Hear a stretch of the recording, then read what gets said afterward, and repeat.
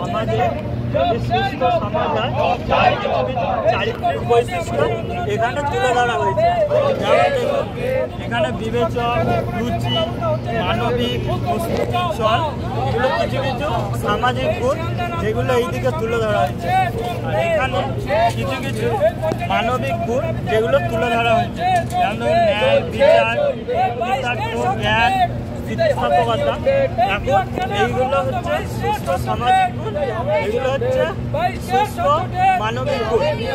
এবার যদি ধরুন এই যে কালো অন্ধকারকে আমরা ধরি, তাহলে এইখানে খুব সুচারুভাবে আমরা কিছু হাত না করেও দেখুন এইখানটায় কি দেখতে পাচ্ছেন, আমরা যদি এইখানটাতে যদি সামান্য একটুখানি কালো অন্ধকারের হাত চেপে ধরি, তাহলেই দেখুন এই জ্ঞানের আগে একটা বসে গেল, দিয়ে অজ্ঞান, যা সমাজের পক্ষে ক্ষতিকর।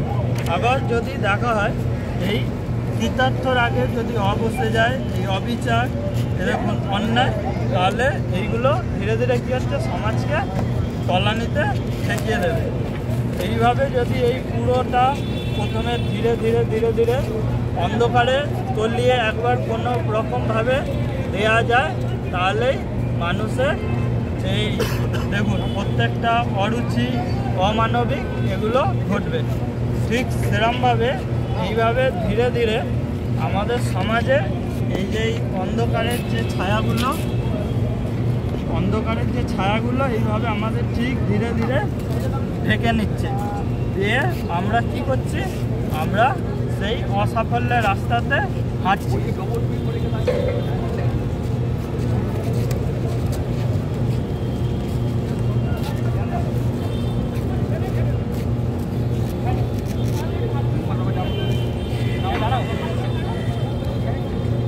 দেখুন এই প্রত্যেকটা যদি আমরা অসাফল্যের রাস্তাতে হাঁটি এবং শেষে গিয়ে দেখুন আমরা কী পাবো, আমরা দেখতে পেয়েছি কিছুদিন আগে, 1 বছর আগে আরজি করের ঘটনা দেখতে পেয়েছি, আমরা দুর্নীতি দেখতে পেয়েছি। এইগুলোই সমাজে যদি এই অন্ধকারের ঠিকমতোভাবে থেকে যায়, তাহলে আমরা আরও অভয়া দেখতে পাবো, আরও দুর্নীতি দেখতে পাবো। এই আমাদের এই যে এর যে মডেলটা, অরাজকতা মডেল, এখানে দেখুন কোনো মাথা নেই, কোনো লেজ নেই, কিন্তু তাও পুরোটা অন্ধকারে খুব সুচারুভাবে তুলে ধরা হচ্ছে। যার ফলে এইভাবেই যদি চলতে থাকে, তাহলে খুব শিগগিরই আমরা অনেক অভয়া দেখতে পাবো এবং অনেক দুর্নীতির কাণ্ড দেখতে পাবো, এবং সবাই চুপ, এবং মানুষ আমি আমি আমি দেখতে দেখতে আমরা বা আমাদেরটা একসময় গিয়ে হারিয়ে যাবে, তখন হাউতাস ছাড়া আর কোনো রাস্তা থাকবে। ধন্যবাদ। কী নাম? সূর্যদীপ ঘোষ, হুগলি ডিস্ট্রিক্ট।